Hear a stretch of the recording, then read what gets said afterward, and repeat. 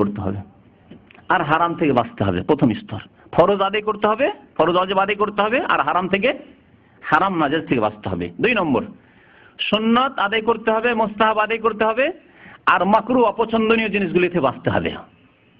2 নম্বর স্তর। নফল সুন্নত ইবাদত বন্দেগী বেশি বেশি করতে হবে। তাহলে নামাজের ক্ষেত্রে আপনি তাহাজ্জুদ পড়েন, ইশরাক, সালাতুদ দুহা পড়েন। রোজার ক্ষেত্রে সোমবার বৃহস্পতি রোজা রাখেন, মাসে 3টি রোজা রাখেন, বেশি বেশি রোজা রাখেন ইত্যাদি। দান খায়রাতে বেশি বেশি দান খায়রাত করুন। হজের ক্ষেত্রে প্রতি বছর হজ করার চেষ্টা করুন, বা যখনই সুযোগ আসে হজ করার চেষ্টা করুন, এইভাবে। আচ্ছা, তারপরে অনেক জায়েজ জিনিস রয়েছে, সেগুলি হয়তো সন্দেহ রয়েছে, জায়েজ ঠিকই, কিন্তু এটা করতে গিয়ে আমি একটা নাজায়েজে পড়তে পারি, সুতরাং না, এই কাজ করবো না। যেমন আপনি সেলুনের দোকান খুলেছেন, বারবার শপ খুলেছেন, আর আজকাল অধিকাংশ লোক ফাসেক। তাহলে বারবার শপে আপনার শুধু মাথার চুল কেটে পোষাবেন না, পেটের ভাত হবে না। কিছুদিন তো মজবুত হয়ে থাকলেন যে না, কারো আমি দাড়ি কাটবো না। তারপরে দেখা গেল যে ভাই ভাড়ায় উঠাতে পারছেন না, আপনি দোকানের ভাড়ায় উঠাতে পারছেন না, আর অন্যদের পয়সার অভাব নেই, তখন কি করলেন? দাড়ি কাটা শুরু করলেন, হারাম ব্যবসা শুরু করে দিলেন আপনি। জি, এগুলো থেকে বাঁচতে হবে। তাহলে সেলুনের ব্যবসায় করতে হবে না। এরকম স্টুডিওর ব্যবসা, এই যে ছবি তোলার ব্যবসা, কিছু লোক আছে যারা পাসপোর্ট, একামা ইত্যাদি ভালো কাজের জন্য বা জায়েজ কাজের জন্য হজে আসবে, কেউ আরো ভালো কাজ করবে ইত্যাদি, সেই জন্য তারা ছবি তুলছে, এগুলি জায়েজ। কিন্তু অধিকাংশ ফাসেক লোকেরা শখের ছবি তুলছে। তাহলে স্টুডিওর ব্যবসা, ছবি তোলার ব্যবসা, এই করে পেটের ভাত হবে না। হালাল থাকলে আর বেশি দিন লোভ সামলাতে পারবেন না, তখন হারাম করা শুরু করেন। সুতরাং হালাল এই ব্যবসায় খুলতে যাবেন না আপনি। ওই রকমই টিভি রিপেয়ারিং এর দোকান, ডিশ রিপেয়ারিং তো চলবে না, কিন্তু টিভি দিয়ে কিছু ভালো কাজও হচ্ছে, কিন্তু টিভি রিপেয়ারিং এর দোকান খুলে আছেন, আপনি মেকানিক সেজেছেন না, এরকম কাজ করবেন না। আর অনেকে আলহামদুলিল্লাহ তওবা করেছে। এই মেকানিক ছিল, এই হারাম মেকানিক, কারণ হারাম না করলে পেটের ভাত হচ্ছে না, তখন ও ব্যবসা ছেড়ে অন্য কাজ করছে, আর আল্লাহ পাক তাদেরকে ভালো রিজিক দিয়েছে। এখানে আছে দাম, আমি চিনি এরকম বেশ কিছু লোক। এই হচ্ছে আল্লাহ পাক রব্বুল আলামিনের নৈকট্য লাভের উপায়। জি, আর এই নয় যে যেগুলি কথা এখানে বলা হচ্ছে, যেগুলি কোরআন এবং হাদিস বিরোধী কথাবার্তা। তারপরে ওয়াজহারের কিসসা কাহিনী বর্ণনা করেছে, যেগুলির মধ্যে আর সময় বেশি লাগাচ্ছি না। পৃষ্ঠা নম্বর 77, পৃষ্ঠা নম্বর 77-এ আপনার চরমনায়ের পীর আর শর্ষিনার পীর, তাদের সাক্ষাতের একটা গল্প আছে, তাদের জিকিরের পার্থক্য। যদি আল্লাহকে পাওয়াই হলো আর নবীর তরিকাই হলো, তাহলে এত পার্থক্য কেন থাকবে তাদের মধ্যে? সবাই আবার আল্লাহকে পেতে চায়, সবাই বলে যে আমরা আল্লাহর ওলি। তাহলে দেখুন তাদের বরিশাল শর্ষিনার জনাব মাওলানা নেসারউদ্দিন আহমদ পীর সাহেব কিবলা, পীর সাহেব কিবলা, এদের কিবলা হয়। জি, এদের কিবলা মানুষ হয়, আমাদের কিবলা একমাত্র কাবা, আল্লাহর ঘর বাইতুল্লাহ। জি, এটি হচ্ছে কোরআন হাদিসের শিক্ষা। তাহলে শরীয়ত বিরোধী কথা হলো না?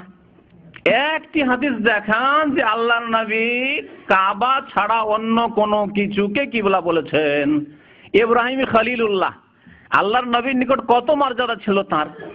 ইব্রাহিম খলিলুল্লাহ, তার পূর্বপুরুষও, আর আল্লাহর অন্তরঙ্গ বন্ধু খলিলুল্লাহ। ইব্রাহিম খলিলুল্লাহকে তিনি কোনদিন বলেছেন যে ইব্রাহিম কিবলা? ইসমাইল আলাইহিস সালাম, তার বংশের রাসূলুল্লাহ সাল্লাল্লাহু আলাইহি ওয়াসাল্লাম, তিনি কোন ইসমাইল আলাইহিস সালাম নবীকে কোনদিন বলেছেন ইসমাইল কিবলা? বলেছেন? তাহলে এসব ইসলাম বিরোধী কথাবার্তা বলছে শরীয়ত আমরা মানি। কোথায় শরীয়ত মানে? বলছে যে এই আমার ভাই বলিয়া সম্বোধন করিয়া তাহার কুতুবখানায় বসাইয়া আমাকে বলিলেন, ভাই আপনার মুরিদানকে এত বড় আওয়াজে জিকির কেন বাতান? প্রশ্ন শর্ষিনার পীরের, যে আপনি এরকম কেন উচ্চ স্বরে জিকির করান সবকে?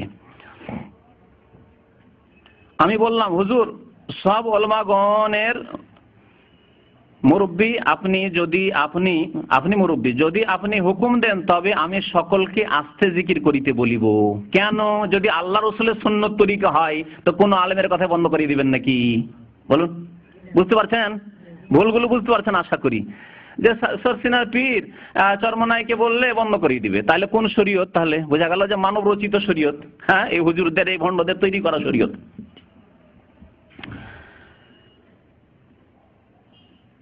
কিন্তু হুজুর আপনার পীর ফুরফুরার হুজুর কিবলা, ইও কিবলা, ফুরফুরার কিবলা, ভারতও কিবলা আছে, আজমিরও কিবলা, ফুরফুরা কিবলা, কিবলার অভাব নেই। আর আমার পীর জনাব কারি সাহেব হুজুর কিবলা, সেও কিবলা, আবার এও জানি চাঁদপুর না, হ্যাঁ ও কিবলা। আপনাকে ফুরফুরার হুজুর যেই প্রকার জিকির বাতাইয়াছেন আপনি আপনার মুরিদানকে সেই প্রকার জিকির বাতাইতেছেন, তাহলে বোঝা গেল আল্লাহ রসুলের কথা নাই, পীরের সিলসিলা তরিকা, পীর যা বাতাইছেন তাই বাতানেরা। আচ্ছা, এখন যদি আপনি তরিকার দায়িত্ব গুছিয়ে নেন, আপনি দায়িত্ব নিয়ে নেন, আমার তরিকার দায়িত্ব নিয়ে নেন, তাহলে কি করব? তরিকার দায়িত্ব নিলে শরীয়ত বদলে দেবে। একটা জিনিস শরীয়ত মনে করে করছে, তরিকার দায়িত্ব নিলে শরীয়তেরা বদলে দিব। বলছি কি জান, আমার মুরিদানকেও আমি সেই প্রকার জিকির বাতাই। এখন যদি আপনি তরিকার দায়িত্ব গোছে নেন তবে আমি আস্তে জিকির বাতাইব, শরীয়ত বদলে দেব। পীর সাহেব হুজুর উত্তর করিলেন, আমি তরিকার দায়িত্ব গোছে নিতে পারিব না, তোমার ওইসব দায়িত্ব নিতে পারবো না, তোমার তরিকা তোমার কাছে থাক, লাকুম দিনকুম ওয়ালিয়া দিন। বুঝতে পারলেন? জি। আল্লাহ কয়টি দিন নাযিল করেছেন? শরীয়তে উচ্চ জিকিরও আছে আর আস্তে জিকিরও আছে না। আল্লাহ কোরআনে বলছেন উদউ রাব্বাকুম তাযাররুআন ওয়া খুফিয়া, আল্লাহকে তোমরা ডাকো, আর জিকির যদি আল্লাহকে ডাকা হয় তাহলে কায় মনে ডাকো, হ্যাঁ কাঁদনের সাথে ডাকো, আর কি খুফিয়া মনে মনে ডাকো। খুফিয়া মানে লুকায়িত আস্তে আস্তে, তাহলে উচ্চ স্বরে জিকির করা সুন্নত নয়, এটি বিদআত। জি। আর এই আবার জিকির, জিকির তো তাদের কাছে আবার জিকিরই আলাদা। জি।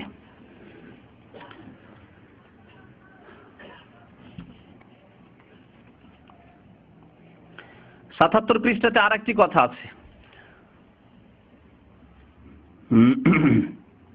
কুতুবে আলম সাহেবের খেদমতে কেহ বলিলেন, কুতুবে আলম, কুতুবে আলম ইনি সাধারণত ইসহাক সাহেব রশিদ আহমদ গাঙ্গুহিকে বলে থাকেন। কুতুবে আলম মানে বলি, আলম মানে জগৎ, আল্লাহ বলছেন রাব্বুল আলামিন, আলামের বহু বচন হচ্ছে আলামিন মানে বিশ্বজাহান, তাই না? তো বিশ্বজাহানের রব আল্লাহ। কুতুবে আলম মানে কি? তাহলে এই শিরকি পরিভাষার কথা শুনে সাবধান হন, জীবনে কাউকে কুতুবে আলম বলবেন না, শিরকি কথা এটি, এটি হচ্ছে শিরক। আলম মানে হচ্ছে জগৎ, পৃথিবী, আর কুতুব মানে হচ্ছে, গত দিনে হয়তো বলেছি, কুতুব মানে হচ্ছে আপনার যে চাকি আছে যাতে আটা পিষে মহিলারা, চাকি, আর চাকির ভিতরে যে হ্যাঁ কি বলে ওটাকে, হ্যাঁ আশালি, যা খোঁটা, যে খোঁটা আছে, এই খোঁটাটাকে বলা হয় কুতুব। এই খোঁটাটা ধরে আছে কিন্তু ওই চাকিকে, যদি খোঁটা ভেঙে যায় চাকিটা কাত হয়ে ধীরে ধীরে গিয়ে নিচে পড়ে যাবে, আটা তো আপনার বের হবে না, নিচে পড়ে যাবে। তার মানে আপনার যে সিস্টেমটা আছে যা তার সব কি হয়ে যাবে, লন্ড পন্ড হয়ে যাবে। বুঝতে পারলেন? আর কুতুবে আলম মানে বিশ্বজাহানের কুতুব, অর্থাৎ এমন এক ব্যক্তি আল্লাহর ওলি যিনি বিশ্বজাহানকে, আসমান জমিন আরশ কুরসি, হ্যাঁ পাহাড় পর্বত নদী নালা সমুদ্র, ওই সবকে ধরে রয়েছেন, সবকে ধরে রয়েছেন। তিনি যদি না থাকেন তাহলে পৃথিবী লন্ড পন্ড হয়ে যাবে, আসমান জমিন ভেঙে পড়ে যাবে, পাহাড় পর্বত ধ্বংস হয়ে যাবে, আর সমুদ্রের পানি, বঙ্গোপসাগরের পানি এসে বাংলাদেশ ডুবিয়ে দেবে। এই কুতুবে আলম পৃথিবীকে ধরে রয়েছে, এই শিরকি পরিভাষা। গরিব নামাজ ওই রকম, খাজা মঈনুদ্দিন চিশতিকে গরিব নামাজ বলে। গরিব নামাজ মানে গরিবের দাতা, গরিবকে যে দান করে, কে দান করে গরিবকে? আল্লাহ দান করে। আর আপনি বলবেন মানুষকে গরিবের দাতা, শিরক। গৌসুল আজম কাকে বলে এরা? আব্দুল কাদের জিলানী কি মহান উদ্ধারকারী। আপনার মহান উদ্ধারকারী কে? আপনি যদি এখনই সাঁতার না জানেন আর যদি নদীতে নৌকায় চেপেছেন আর ডুবে যান, তাহলে কে উদ্ধার করতে পারে আপনাকে? যেখানে আপনার মা নেই, বাবা নেই, আত্মীয় নেই, স্বজন নেই, কোনো মানুষ নেই, কে উদ্ধার করতে পারে? আব্দুল কাদের জিলানী। এই আকীদা যদি থাকে তাহলে আপনার চাইতে হিন্দু অনেক ভালো। হিন্দু মুরতাদ নাই, হিন্দু মুসলিম পরিবারে জন্ম নেয়নি, সে শিরকের পরিবারে জন্ম নিয়েছে, ও শিরকি করতে আছে। কিন্তু আপনি মুসলিম পরিবারে জন্ম নিয়ে হতভাগা, আপনার নাম মুরতাদ, ইসলাম বিমুখ মুসলমান না। এই কুতুবে আলম হচ্ছে এইরকম শিরকি কথা। জি।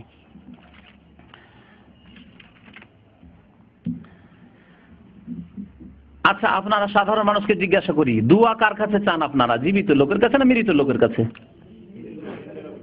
আপনারা কি কেউ গিয়ে চাইবেন আল্লাহ নবীর কবর মোবারকের কাছে গিয়ে, ইয়া রাসূলুল্লাহ আমার জন্য একটু দোয়া করে দেন? চাইবেন? চাইবেন না। যদি আপনার সহি আকীদা সম্পর্কে সামান্য জ্ঞান থাকে তো এই শিরকি কাজ করবেন না। আল্লাহ নবীকে ডাকবেন না, তার ইন্তেকাল হয়ে গেছে, তিনি চলে গেছেন। তাকে কি ডাকবেন, ইয়া রাসূলুল্লাহ আমার জন্য একটু দোয়া করে দেন? আল্লাহর কাছে বলবেন না। আল্লাহ নবীর জীবদ্দশায় সাহাবারা বলেছেন, আর সাহাবারা বলেননি। যদি তা হইতো তাহলে উমর রাদিয়াল্লাহু তাআলার জামানায় যখন দুর্ভিক্ষ দেখা দিল, অনাবৃষ্টি, দীর্ঘদিন বৃষ্টি হচ্ছে না, উমর রাদিয়াল্লাহু তাআলা আল্লাহ নবীর চাচা আব্বাসকে ধরতেন না যে আব্বাস তুমি দোয়া করো, আমরা আমিন বলবো। কেন? তুমি আল্লাহ নবীর চাচা।